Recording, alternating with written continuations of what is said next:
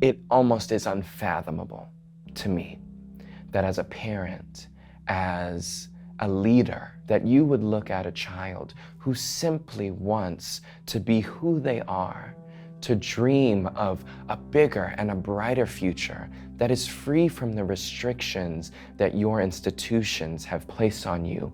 How could you possibly want to place those same restrictions on your child?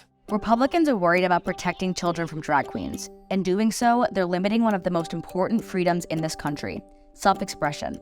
As GOPs across the nation continue efforts to pass anti-LGBTQIA+ and anti-drag legislation, more than 200 nightlife icons gathered in Brooklyn to take a stand.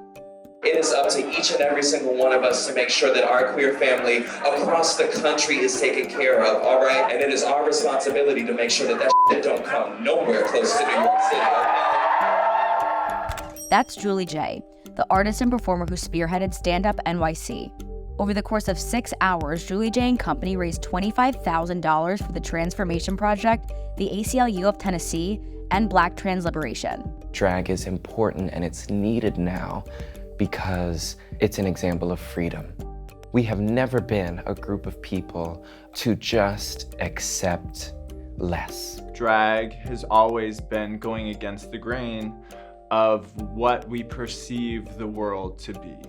It's about knowing you're a star when the world is actively telling you no. Stepping outside or standing on stage in something that is oftentimes deemed like inappropriate or against the status quo or makes people think in a way that is outside of the gender binary is inherently political and a form of activism. Drag is great for making a fuss because it's already so performative. So, what exactly is there to make a fuss about? Let's break it down. At least 450 anti-LGBTQIA+ bills have been proposed this year.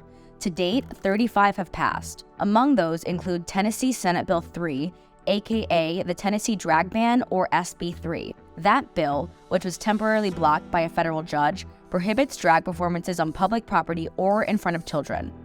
This rhetoric incorrectly implies that drag performers are attempting to harm kids, and is just another example of overblown moral panic by Republicans who claim their only goal is to save the kids. This is about protecting children. This is protecting children. That is not something that children should be exposed to. The absolute debauchery and evil that is behind this, we have to protect the children. If it means erasing a community because you have to target children, then damn right we ought to do it. But perhaps, worst of all, it could prevent kids from being their authentic selves.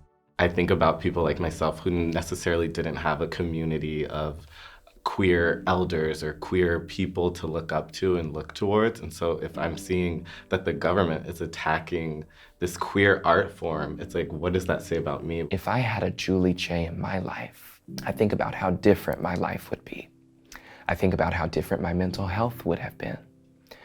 I think about how different I would have dreamed. The passing of bills like SB 3 poses a significant threat to performers, and not just the ones in red states.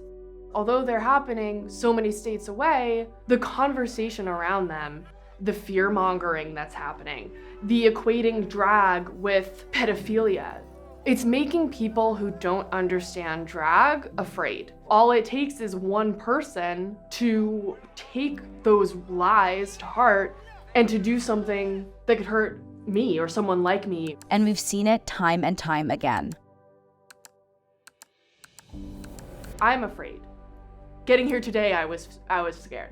It's pretty scary, but I also think it's a really clear message for us to stand up. The fact that we're doing it every day and walking on the street and being like proudly queer is a protest.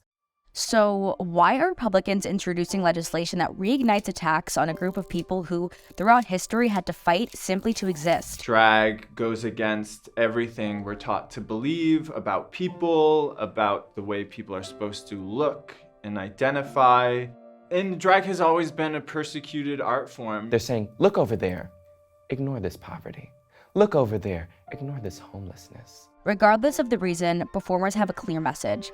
We're not going anywhere. Even the question, what will I do when drag disappears? It almost makes me giggle. Gender nonconforming people have been around since the beginning of human history. It's not just gonna disappear because you want it to. You can't kill a feeling. You can't kill something that is in you intrinsically. I'm the person that I am today because of drag.